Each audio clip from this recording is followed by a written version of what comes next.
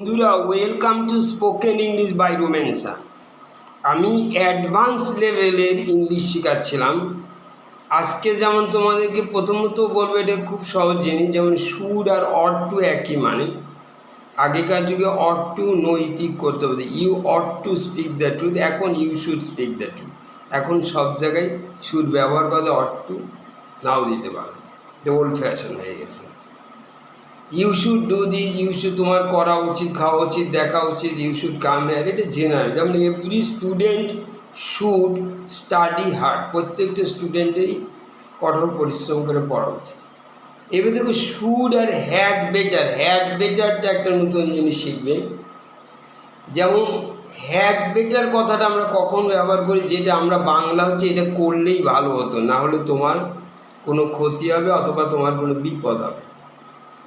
You had better go দেয়ার নাও, এক্ষুনি তোমার গেলেই ভালো হতো, না হলে কিন্তু তোমারই বিপদ হবে। You had better come here tomorrow, কালকে তোমাকে আসলেই ভালো হবে, না হলে তোমারই কিন্তু বিপদ হবে। ইউ হ্যাড বেটার, এখানে ইউ হ্যাড, এই হ্যাডটা কোনো পাস্ট টেন্স না, এখন ছোটো করে ইউ হ্যাড বেটারকে ইউড বেটার বলা যায়, ছোটো ইউড বেটার ডু ইট নাও, তুমি এক্ষুনি এটা করলে তোমার ভালো হবে, না হলে তোমারই ক্ষতি হবে। ইউড বেটার গো দেয়ার, অনেক সময় হ্যাডটা বা উডটা এরকম শোনা যাবে, ইট বেটার ডু ইট নাও, এখনই করো, করলে তোমার ভালো হবে না, মঙ্গল হবে, নাহলে তোমারই ক্ষতি। হ্যাড বেটার এই অর্থে আমরা ব্যবহার করি। তারপরে আমি শুড আর হ্যাড বেটারের মধ্যে আবার ক্লিয়ার করছি। হ্যাড বেটার কিন্তু এটা প্রেজেন্ট এবং ফিউচার টেন্সই ব্যবহার হচ্ছে। আমি বলছি যেমন আই বেটার, মানে I had better do the work now or tomorrow, আমার কাজটা এখনই করলেই ভালো হবে, বা টুমরো আগামীকাল করলেও ভালো হবে। এটা হচ্ছে আমি বলছি যে যখন আমরা কাউকে বলি যে না করলে তোমারই সময় প্রবলেম হবে বা বিপদ হবে।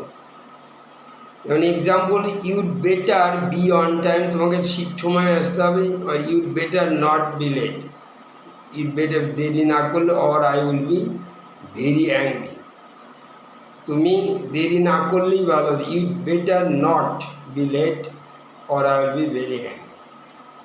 এখানে যেমন আমি বলছি যেমন নর্মাল সিচুয়েশান, আর হচ্ছে যেমন I think all driver should wear seat belt, সেটা হচ্ছে নর্মাল, সবারই করা আছে। আর ধরো ইজ ভেরি কোল্ড আউটসাইড, আমি বললাম you had better wear a coat, মানে কোট পরে গেলেই ভালো হবে, ওয়েন ইউ গো আউট। এইবার ধরো আরেকটা রুল, যেমন I am suppose to do something, মানে আমার এটা করার কথা আছে, এটা suppose to. You are suppose to কাম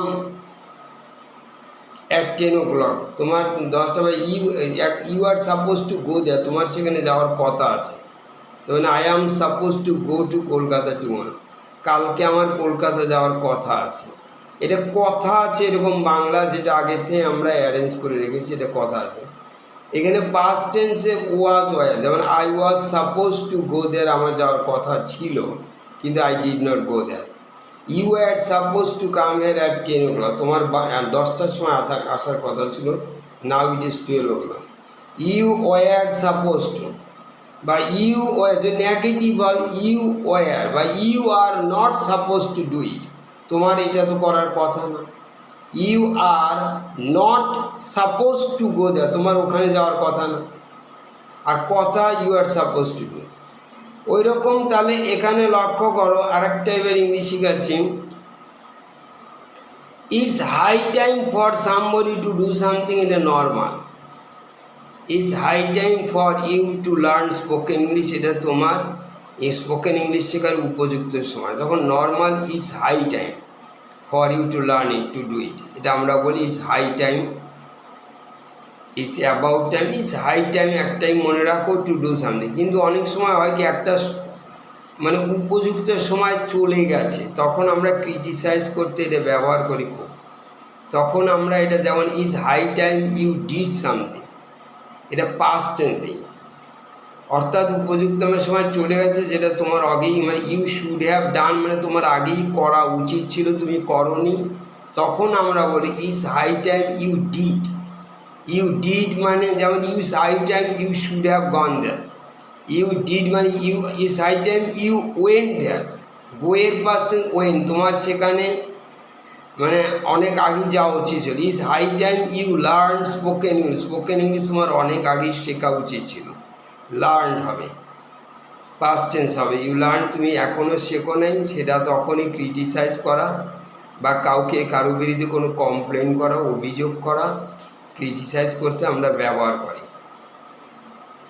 এরকম আমরা বলি যেমন is high time you realised that, এটা অনেক আগেই তোমার বোঝা উচিত ছিল যে you are a very selfish person, যে তুমি একটা স্বার্থপর লোক, এরকম বলা হয় সাইডে। তারপর দেখো সবসময় বলতে হয় I was born, he was born, Ram was born, এটা পাস্ট টেন্স।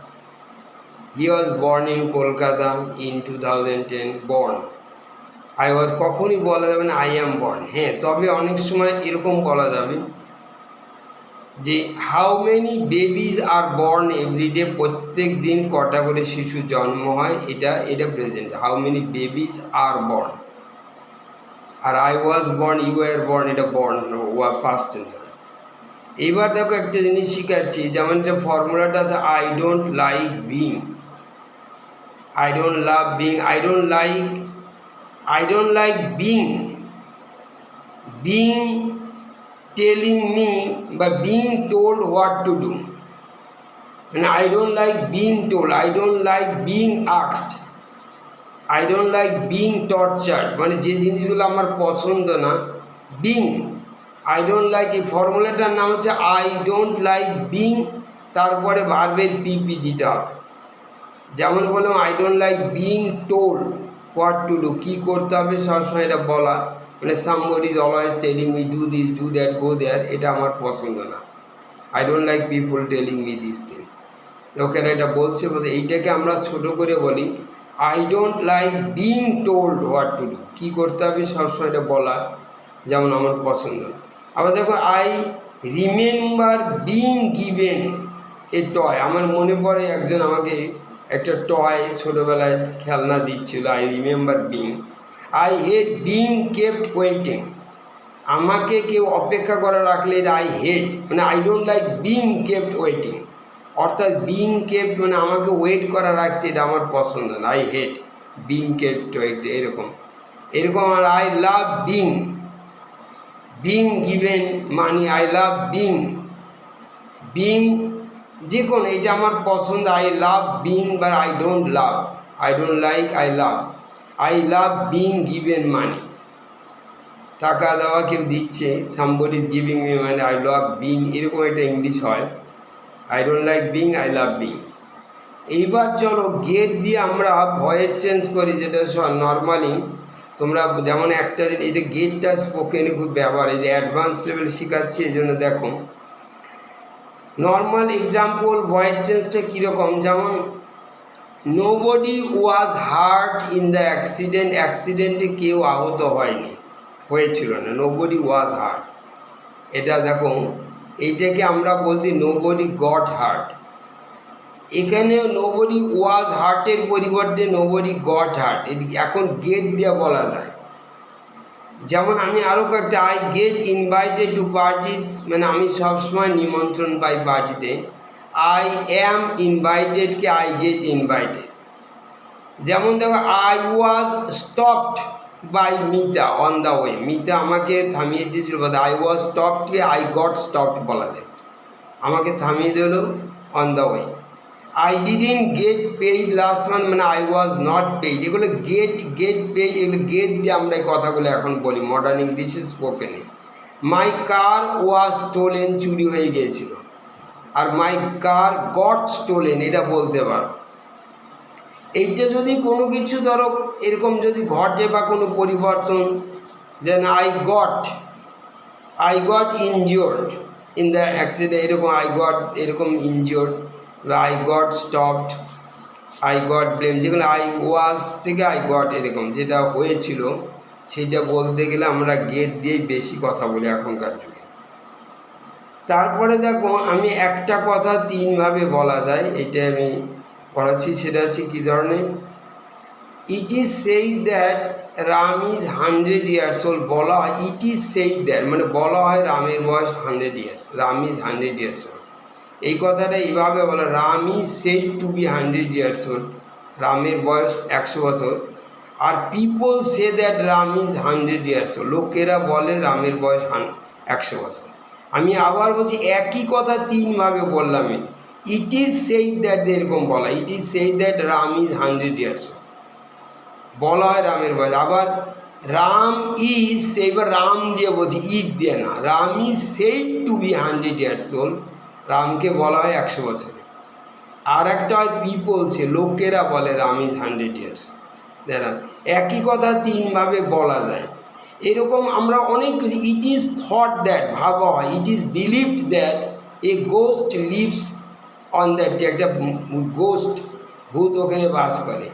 বা it is consider, it is reported, এরকম it is reported that, it is known that, এরকম আমরা বলি it is expected that Ram will get a job soon, আশা করা হচ্ছে, it is expected that Ram একটা চাকরি, ওরকম Ram is expected to get a job soon. এই কথাগুলোকে আমি দুভাবে তিনবার বলা যায়, রাম ইজ এক্সপেক্টেড। ওরকম আমি আরও জানি, it is said that Rita work 16 hours a day, বলা হয় রিতা 16 ঘন্টা কাজ করে, it is said that Rita work 16 hours a day, তাই এটাকে এইভাবে, Rita is said to work 16 hours a day, এই কথা দুভাবে বলা হয়।